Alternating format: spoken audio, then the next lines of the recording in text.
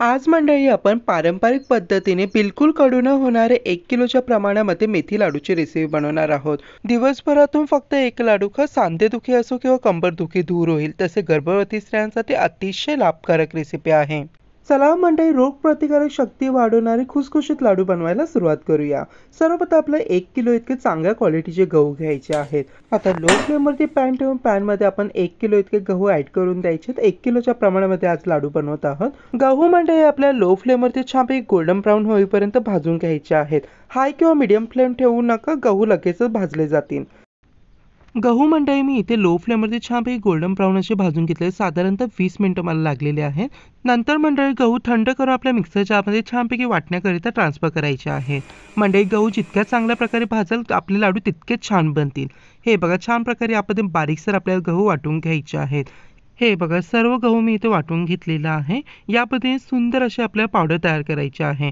आता मी इथे 100 ग्राम इतकं मेथी दाणे घेतले आहे। मेथी दाणे देखील लो फ्लेमवरती आपल्याला 2 मिनिटाकरता भाजायचं आहे।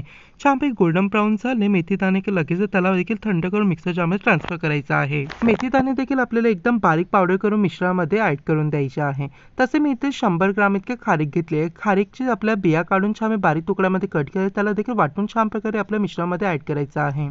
आता म्हणजे आपल्या 50 ग्राम इतके हलीम सीडला छान प्रकारे लो फ्लेमवरती भाजून घ्यायचे, जास्त टाइम लागत नाही। हे बघा, 1 मिनिटानंतर हलीम सीड छान प्रकारे तडतडायला लागली की लगेच गॅस बंद करून त्याला मिश्रणामध्ये ऍड करायचं आहे। आणि सेम पॅनमध्ये आपल्या 50 ग्राम इतका ओवा देखील भाजून घ्यायचा आहे। हे बघा, ओवा 2 मिनिटानंतर गोल्डन ब्राऊन झालं की छानपैकी गॅस बंद करून ओव्याला देखील आपल्या मिक्सर जारमध्ये टाकून एकदम बारीकसर वाटून आपल्याला छानपैकी मिश्रणामध्ये ऍड करून द्यायचं आहे। आता म्हणजे आपल्याला छानपैकी सुका खोबरा देखील 50 ग्राम इतकं घेतले आहे, ते देखील आपल्याला छानपैकी भाजून घ्यायचं आहे। हे बघा, किसलेला खोबरा देखील आपला छानपैकी गोल्डन ब्राऊन झालेला आहे, त्याला देखील आपल्या मिश्रणामध्ये आपण ऍड करून द्यायचं आहे।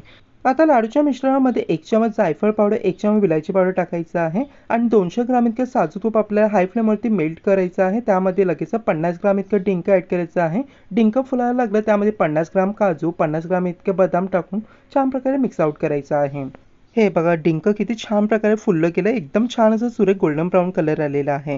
आता छान प्रकारे तयार लाडूच्या मिश्रणामध्ये आपल्याला हे सर्व मिश्रण ऍड करून देऊन छान प्रकारे मिक्स आउट करून घ्यायचं आहे। इतके सुंदर लाडू तयार होतात ना, अगदी हॉटेलचे लाडू फेल आहेत। मिश्रण मिक्स करून झालं की छान प्रकारे 750 ग्राम इतका आपला गुळ छानपैकी लो फ्लेमवरती मेल्ट करायचं। पाक वगैरे काही करायचं नाही, फक्त गुळ मेल्ट करून घ्यायचा आहे। साधारणतः 2 मिनिटांनंतर पावशेर गुळ छान प्रकारे मेल्ट झालेला आहे। आता मंडळी गॅस बंद करून देऊन मेल्ट केलेला गुळ आपल्या मिश्रणामध्ये आपल्याला ऍड करून द्यायचा आहे। गुळ ऍड केलं की लगेच हे झटपट पद्धतीने आपल्याला मिक्स करायचं आहे आणि लगेच याचे लाडू बांधायला आपल्याला सुरुवात करायची आहे। मिश्रण म्हणजे जोपर्यंत तुमचं गरम आहे तोपर्यंत लाडू बांधायचं, अदरवाईज लाडूला आकार येणार नाही।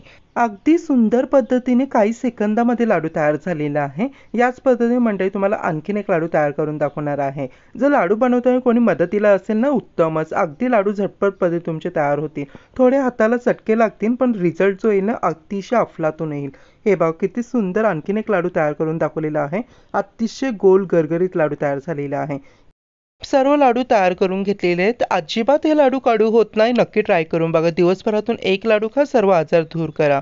एकदाच लाडू बनवून तुम्ही हे 1 महिन्यापर्यंत स्टोअर करू शकता। व्हिडिओ इथपर्यंत बघत आहात तर व्हिडिओला नक्कीच लाईक करा। आपल्या चॅनल प्लीज सबस्क्राईब करा।